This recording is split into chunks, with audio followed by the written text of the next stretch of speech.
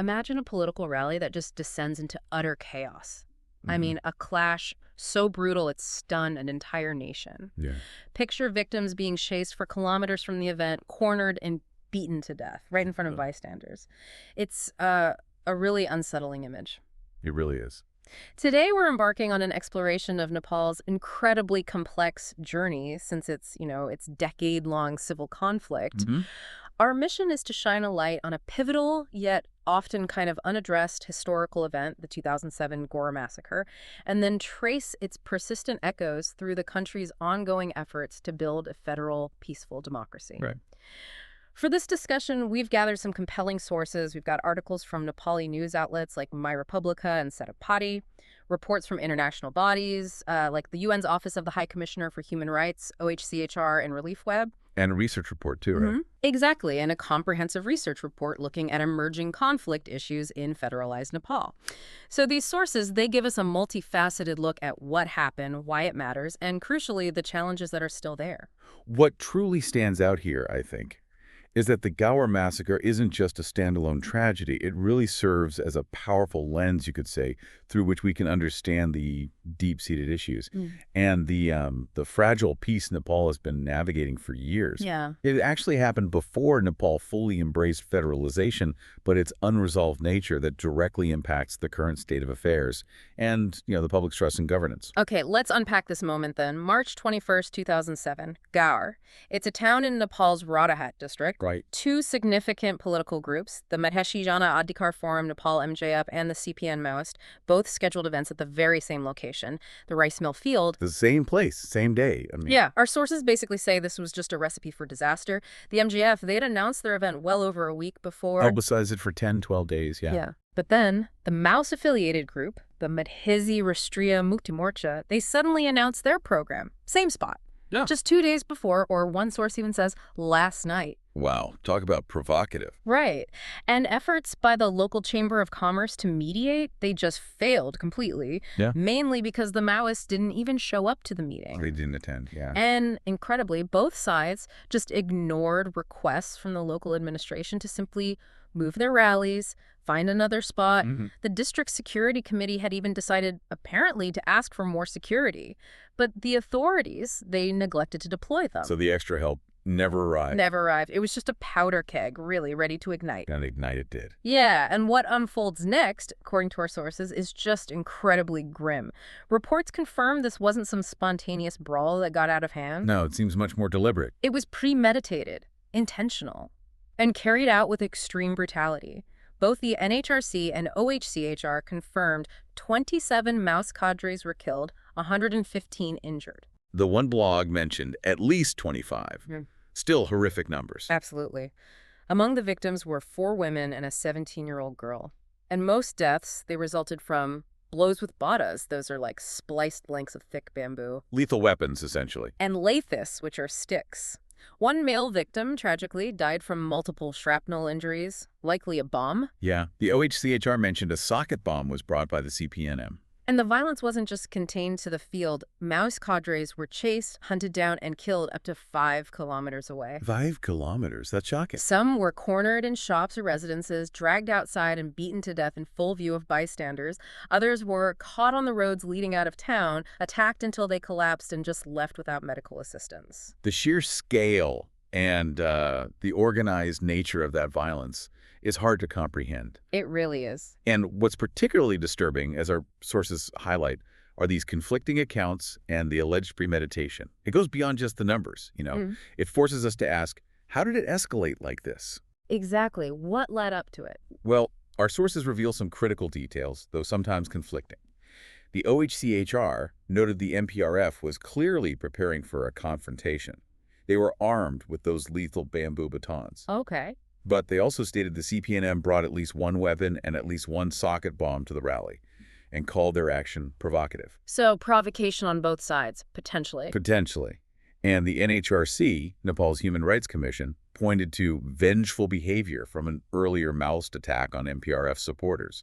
So there was history there, bad blood. Right. A cycle of violence, maybe? It suggests that, yeah. Yeah. And then there's a very sensitive point. Right. My Republica source mentions specific Maoist cadres Fatima Khatun, Rekha Pariyar, Ushatapa, and Saraswati Upreti were allegedly raped and then burned to death. Oh, that's horrific. It is. But it's absolutely crucial to immediately contrast this with the OHCHR's investigation. They found no evidence of rape or sexual mutilation. None. They stated, quote, according to medical experts, there were no external signs of rape on any of the female victims. It really highlights the need for careful, factual reporting with such grave claims. Absolutely. And what about the authorities? The police? Well, both OHCHR and NHRC were highly critical. They said local administration and security were grossly ill-prepared. They failed to prevent it, failed to stop it once it started, and made no arrests at the scene. No arrests during that chaos? None reported at the time. The NHRC even recommended action against specific police and the CDO, that's the chief district officer. A key local official. Right. They said, and I'm quoting here, the local administration therefore grossly failed in its responsibility to protect, which contributed to the fact that so many persons were killed and injured. It was a systemic failure, a complete breakdown. So with this horrific event, almost unbelievable brutality, and a clear failure of the state, what does it mean for the victims themselves? Where are things now? That's the really tragic part. Despite all these harrowing details, our sources highlight a really stark reality. Almost 18 years, nearly 2 decades have passed, and the perpetrators of the Gaur massacre, they haven't been punished. 18 years of impunity. Victims filed complaints years ago, but the legal process is just stuck, tragically unresolved. They've even staged desperate protests in Kathmandu trying to get the government to act. Appealing directly, yeah. Even a member of parliament, Prabhu Saha, raised it in the House of Representatives. He urged the government to go after the masterminds. But when we connect this to the bigger picture, this lack of progress doesn't seem accidental. It really speaks to a deep political challenge in Nepal. How so? Well, sources reveal that the Janata Samajwadi Party chair, Upendra Yadav, who was the MJF chairman back in 2007, and his party, they remained successful in avoiding investigations against them. So political protection, essentially. It appears that way. There was a moment, a glimmer of hope in 2023. A deal was reached between the Home Affairs Ministry and victims' families to finally probe the incident. Okay, that sounds promising. But just a week later, the deal was reversed, pulled back by the then-ruling alliance. And the reason given, Yadav's party support was, quote, necessary for the continuation of his government. Wow. So justice took a backseat to political survival? Exactly. It starkly illustrates how political expediency can just overshadow the quest for justice, leaving victims completely in limbo for years. And there's a very recent development, right? Something that offers maybe a renewed, if tentative, sense of hope. Yes, very recent. Just a few days ago, actually, relative to our recording date, August 18th, 2025. The Supreme Court issued a writ of mandamus. That's a powerful judicial order, isn't it? Extremely. It basically orders the investigation to proceed. No more delays. A petitioner actually called this the first real step to justice, expressing hope that the culprits will be brought to book. So the highest court has spoken. Right. This Supreme Court ruling, finally, leaves no excuses for prolonging the investigation any further. It's a truly significant moment, potentially, for the victims and for the rule of law in Nepal. Okay, so while that struggle for justice in Gaur continues, casting this long shadow, it's important for us and for you listening to understand how Nepal itself has transformed since 2007. The whole context has shifted. Massively. The country embarked on a huge structural shift. The decade-long People's War officially ended in 2006. That led to a new constitution in 2015, declaring Nepal a federal democratic republic. And the promise behind that, sustainable peace, good governance, and a real devolution of power, taking power from the center and giving it to local level. And, to be fair, this federalization has brought some positives. We are seeing political stability with majority governments at both federal and provincial levels. That's actually quite rare in Nepal's past history of fragmented coalitions. Okay, so stability is one aspect. Yeah. And we also have good examples of local governments really stepping up, identifying development priorities, setting up citizen-friendly mechanisms like judicial committees at the local level, and the Community Police Partnership Initiative. What do those do? Well, they're actively helping resolve disputes locally, rebuilding trust at the community level. The hope is that these kinds of local innovations lead to governance that's more responsive, more accountable to ordinary citizens. That sounds promising. Stability, local initiatives. But then you mentioned earlier this mindset mismatch. How can both things be true? Are there still major issues? Oh, absolutely. Our sources reveal that beneath this surface of sort of stability, significant challenges remain.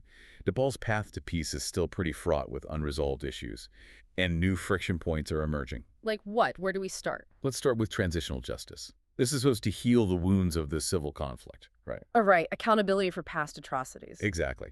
The Truth and Reconciliation Commission, the TRC, and the Commission on Investigation of Enforced Disappeared Persons, CEIDP, they collected tens of thousands of complaints. Torture, rape, murder. Terrible things. Tens of thousands. Yes. But their terms expired without real breakthroughs. Victims are deeply skeptical now. International human rights groups have criticized the government's inaction, even the process for selecting new leaders for these commissions. So that whole process is stalled. Largely stalled, yeah. And this lingering issue of accountability from the conflict, it really undermines public trust. It leaves a raw wound in society. And that's not the only challenge, I gather. Not by a long shot. There's also resurgent violence. Remember the Maoists? Well, a breakaway faction, the CPN Maoist Buplav group, they've launched an armed struggle. Really? Another armed conflict? It's lower level, but yes, engaging in extortion, planting bombs. And the government's response has been described as a hardline stance. It's led to arrests, but also alleged extrajudicial killings. Extrajudicial killings? By the state? Allegedly. Right. For example, the NHRC, the Human Rights Commission, investigated the death of Kumar Pudal, who is the Biplav group's Sarlai district in charge. They declared it an extrajudicial killing and called for police suspensions. So that raises huge human rights concerns about the state's actions. Absolutely. It risks reigniting conflict, or at least deepening mistrust. Okay, so transitional justice is stuck, there's new violence. What else? Well, this raises a critical question, doesn't it? How can a state possibly build trust when accusations of rampant corruption and governance gaps are just so prevalent? Corruption is still a major issue then. Huge. Right. Our sources detail these high-profile scandals that just deeply undermine public trust. I mean, think about it. The Chief Justice removed for forgery. A commissioner from the CIAA, that's Nepal's anti-corruption body, resigned over bribery allegations. An Inland Revenue Director General accused of having disproportionate assets. These are top-level officials. Exactly. And it's not just isolated incidents. Major crime investigations, like the horrific Nirmala Panta rape and murder case, remained unresolved for over a year. Reports cited apathy from supervisory authorities. Apathy? That's chilling. Then there's the Bellwater land grab scam. Government land allegedly transferred illegally to individuals.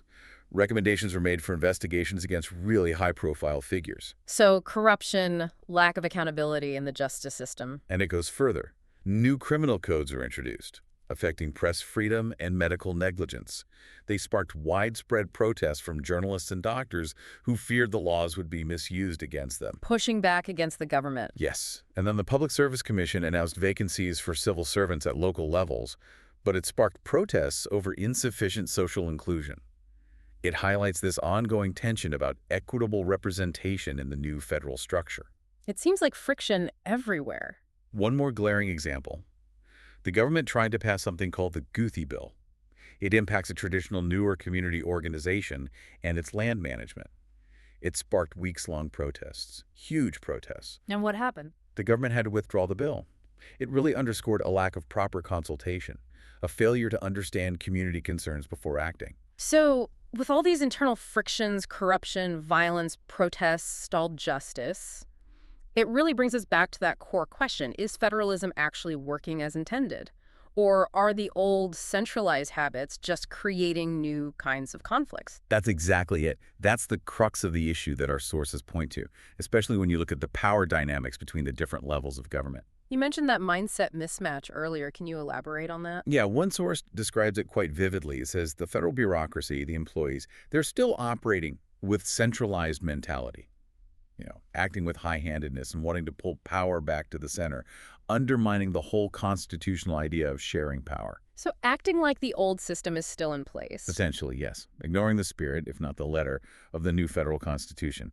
And this directly leads to this constant tug of war over who controls what. Jurisdiction battles. Like what kind of areas? Crucial ones. Forest resources, for instance. There was a case where the federal government merged a project claimed by a province. It ended up in the Supreme Court.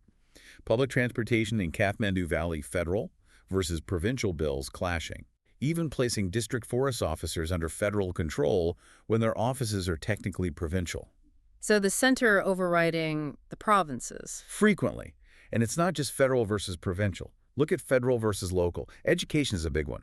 An old federal act from 1971 is still active, causing debates over teacher transfers that have also gone to the Supreme Court. Wow, a law from 71 still causing problems in a federal system. Exactly. And the federal tax office collecting house rent tax from corporations, even though sources say local governments have sole jurisdiction over that. Or privatized tea gardens not paying local land taxes, with the federal government seemingly indifferent. Okay, so friction top-down. What about between provinces or local levels? That happens too. Provincial and local levels clash over things like local official salaries, the Supreme Court had to step in there, or over trade transfer taxes that the federal government deemed unconstitutional. And we even see interprovincial conflicts, like disputes over resources between Salian and Jajarko, or arguments about the official language in Province 2. Benefit sharing from big projects is another flashpoint. It sounds like a mess of overlapping claims and disputes. It can be. And interestingly, one source notes many of these disputes actually remain hidden. Hidden how? Because the same political party often holds power at the federal, provincial, and local levels.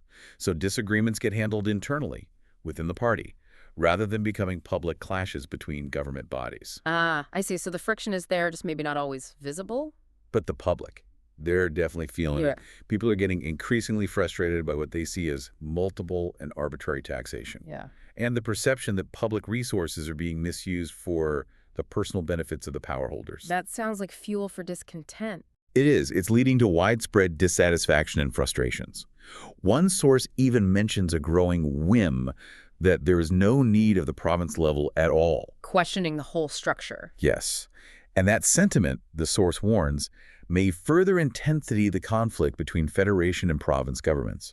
It really highlights this deep public discontent and a growing skepticism about whether the new system is actually delivering. Okay. We've taken a really deep dive today, from the absolute brutality of the Gaur massacre to these ongoing, complex, growing pains of Nepal's federal system. What truly stands out here for you, listening, is perhaps this incredibly complex interplay. You've got unresolved historical injustices like Gaur. You have the aspirations of a completely new governance model, federalism, and then these persistent, stubborn challenges of corruption, political maneuvering, and impunity. It'll tangle together. Exactly. The Gaur massacre's unresolved nature isn't just about that one event. It highlights the broader issue of impunity, which continues to fuel dissatisfaction and, it can really impact the fragile peace in Nepal. Definitely. And this journey to federalism, while it holds promise, clearly faces these deep internal conflicts over power, over resources, even over basic service delivery. And these are issues that directly affect every single citizen. Which brings us to a final, maybe provocative thought. If the core principle, the foundation of a federal system, is supposed to be cooperation, coexistence, coordination, right? That's the ideal, yeah. Yet the default response we're seeing in many of these jurisdictional disputes seems to be running to court, seeking judicial remedy, rather than sitting down and having a dialogue. If that's the case, how truly federal can a state become? That's a powerful question. And what happens to the whole system when the public's trust erodes? Trust in all levels of government, federal, provincial, local. Because of these unaddressed grievances, because of this perception that leaders are just enriching themselves. It raises fundamental questions about legitimacy. It does. Our sources suggest, quite strongly actually, that all levels of government need to prioritize peace and justice. They need to resolve differences with a win-win approach, not just lawsuits. And the federal government, particularly, needs to be proactive. Respect provincial jurisdiction. And finally, truly address these past conflicts. The path to lasting peace and genuinely inclusive governance, it's rarely a straight line, is it? It's never easy. Never. This exploration today really shows us that even after huge political transformations, like ending a civil war and writing a new constitution, the actual work ensuring justice, ensuring accountability, building fair governance that people trust, that's a continuous, evolving process for Nepal. Hard work every day. So as you reflect on these complex dynamics we've discussed, what will you consider next?